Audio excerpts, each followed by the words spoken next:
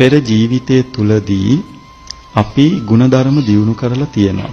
ඒක අපිට භාවිත කුසලයක් විදියට මේ ජීවිතේ බලපානවා. එහෙමයි. ඒ භාවිත කුසලයේ මුහුකුරා ගියාම තමයි මාර්ගඵල අවබෝධය දක්වාම අපේ ජීවිතයක් නැඹුරු වෙන්නේ. එහෙමයි. ඒ වගේම තමයි යාගේ නුවණ සම්පත්තිය ඥානය. කොයිතරම් අය බණ ඇහුවත් අවබෝධයටපත් වෙන ඊටම සුළු දෙනෙක්නේ. ඇයි ඒ අයගේ තියෙන හේතු සම්පත්. භාවිත කුසල සම්පත්තිය එතනද ගොඩාක් බලපානවා. අර මං කිව්වේ අපිට අවස්ථා සංසිද්ධිය ඕන තරම් තියෙනවා. එහෙමයි. හැබැයි ඒකෙන් ජීවිත පරිවර්තනයක් වෙන්නේ ජීවිතයක් හදාගෙන බොහෝම සුළු දෙනෙක් කියලා. මට අවස්ථාවක හම්බ වෙලා තියෙනවා වෛද්‍ය විද්‍යාලේ ඉගෙන ගන්න ශිෂ්‍යයෙක්.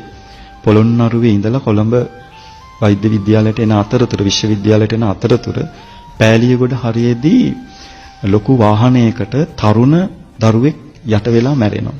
මේක දකින්න අර වෛද්‍ය ශිෂ්‍යයා. මෙයා මේක දැකලා මෙයා කල්පනා කරනවා ජීවිතය කියන්නේ මේ වගේ සුළු මොහොතකින් කුඩුපට්ටම් වෙලා චප්ප වෙලා යන එකක්ද කියලා මෙයා හිතනවා. මෙයා කල්පනා කරනවා මටත් ওই ටික වෙන්න යන්නේ ওই වගේ වෙලාවක් නේද කියලා කල්පනා කරනවා. මෙයා ඒක හිතලා මෙයා හිතනවා ජීවිතය කියන්නේ අස්තීර දෙයක්. මොහොතකින් වෙනස් වෙන දෙයක්. අපි මේ කොයිතරම් බලාපොරොත්තු ආශාවල් පොදි ගහගෙන හිටියත් එක ක්ෂණයකදී මේව නැති වෙනව නේද කියලා මෙයාට අන්න ධර්ම සංවේගය ඇති වුණා. එහෙමයි සාම. හදයා සෙවිද්දෙක්. කුඩුම්බිගල සේනාසනේ දැනටමත් ඒ ස්වාමීන් වහන්සේ වැඩ ඉන්නේ. තව අවස්ථාවක් මට හම්බුනේ ස්වාමීන් වහන්සේ නමක්මයි මට කිව්වේ. සිංහරාජ වනාන්තරයට යනවා විවේකයක් ගන්න පෙම්වතියත් එක්ක. මුංචි ගල් තලාවකට වගේ ගොඩ වෙනකොට පෙම්වතිය ලෙස්සල වැටෙනවා. වැටිලා කකුලේ දණිස්සෙන් පහළ ලොකු තුවාලයක් හැදෙනවා. මේ ගිහි කාලේ මේ තරුණයා මේ පෙම්වතිය උස්සගෙන ඇවිල්ලා බෙහෙත් දානවා. දවස් 3කට වතාවක් බෙහෙත් දාන්නේ මේ පෙම්වතා. දවසක් මේ තුවාලේ වහලා තියෙන මේ ප්ලාස්ටර් ගලවනකොට තුවාලේ පුරාම සැරව ගලනවලු. පණුවොත් ඉන්නවලු. මෙයාට මතක් වෙනවලු මේ සැරව ගලන පණුව වැද්ගිරෙන ජීවිතයක් වෙනුවෙන්ද මම මෙච්චර වෙහෙසෙන්නේ. මහන්සි වෙන්නේ. අන්න යථාර්ථයේ හමු වෙච්ච අවස්ථාව.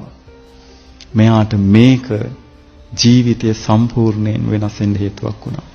ටික මෙයා ඒ යථාර්ථය මෙයාට මෙනෙහි වෙන්න ගත්තා. එහෙමයි ස්වාමීන් වහන්සේ.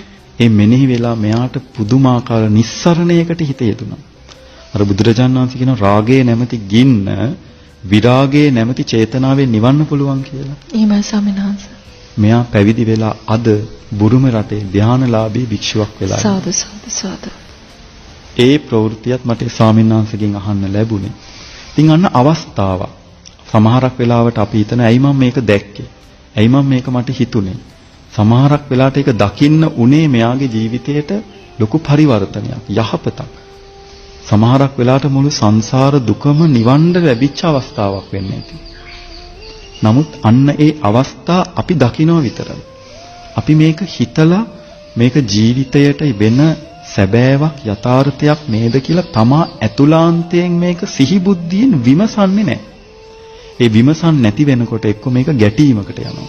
එක්ක මේක ජීවිතේ ඍණාත්මක පැත්තකට ගිහිල්ලා මන්ද මානසිකත්වයකටපත් වෙනවා. එහෙමයි ස්වාමීන් වහන්සේ. ජීවිතේ හිත කඩන් වැටෙනවා. සමහරක් අය ඉන්නවා.